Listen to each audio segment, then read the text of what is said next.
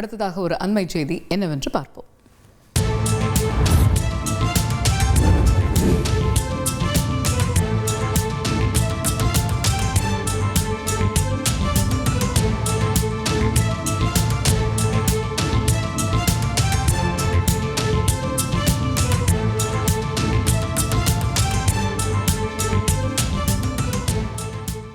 நெல்லையில் ஓய்வு பெற்ற உதவி ஆய்வாளர் கொலை செய்யப்பட்ட விவகாரம் தொடர்பாக கார்த்திக் மற்றும் அக்பர் பாஷா ஆகிய இருவர் நெல்லை மாவட்ட நீதிமன்றத்தில் சரணடைந்திருக்கின்றனர்.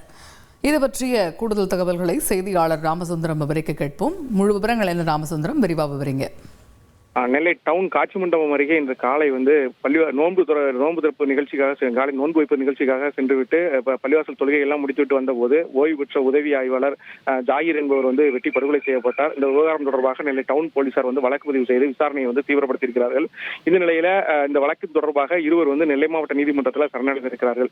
கார்த்திக் மற்றும் அக்பர் பாஷா ஆகிய இருவர் நெல்லை மாவட்டத்தினுடைய நீதித்துறை நடுவர் மன்றம் 4 சரணடைந்திருக்கிறார்கள். இந்த விவகாரம் தொடர்பாக இந்த புகார் அளிக்க வந்த உறவினர்களும் தற்போது காவல் நிலையத்தை முற்றுகையிட்டு போராட்டத்தில் ஈடுபட்டிருக்கிறார்கள். ஏற்கனவே இந்த நிலம் தொடர்பான பிரச்சனை, அதாவது வக்ஃபு போர்டு நிலம் தொடர்பான பிரச்சனையில ஜாகிர் மற்றும் எதிர்த்தரப்பினரிடையே பெரும் பிரச்சனை இருந்து வந்தது. இந்த விவகாரம் தொடர்பாக PCR வழக்கு ஜாகிர் ஹுசைன் மீது போடப்பட்டிருந்தது. அந்த வழக்கு முறையாக விசாரணை செய்யாததால் தான் இந்த PCR வழக்கு போடப்பட்டது. இந்த வழக்கை உள்ளூர் காவல்துறை விசாரித்தால் சரியா இருக்காது, CBI விசாரிக்க வேண்டும், தற்போது பேச்சுவார்த்தை நடத்துவதற்கு தென்மண்டல IG வர வேண்டும் உள்ளிட்ட பல்வேறு கோரிக்கைகளை வலியுறுத்தி அந்த உயிரிழந்த ஜாகிர் ஹுசைனுடைய மகள் உள்ளிட்ட உறவினர்கள் தற்போது முற்றுகையிட்டு போராட்டம் நடத்தி வருகிறார்கள். நெல்லை மாநகர காவல்துறை ஆணையாளரும் தற்போது அவரோட பேச்சுவார்த்தை நடத்தி கொடுக்கிற சூழ்நிலையில தற்போது நெல்லை மாவட்ட நீதிமன்றத்தில் இருவர் சரணடைந்திருக்கிறார்கள். இந்த வழக்கு தொடர்பான விசாரணையை தற்போது டவுன் போலீசாரும் தீவிரப்படுத்தியிருக்கிறார்கள்.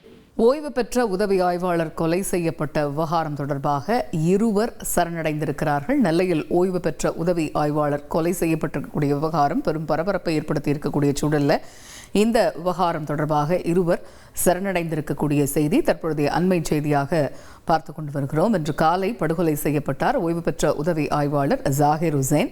இந்த நிலையில இந்த விவகாரம் தொடர்பாக இருவர் சரணடைந்திருக்கிறார்கள். செய்திகளை உடனுக்குடன் தெரிந்து கொள்ள உடனே சப்ஸ்கிரைப் பண்ணுங்க.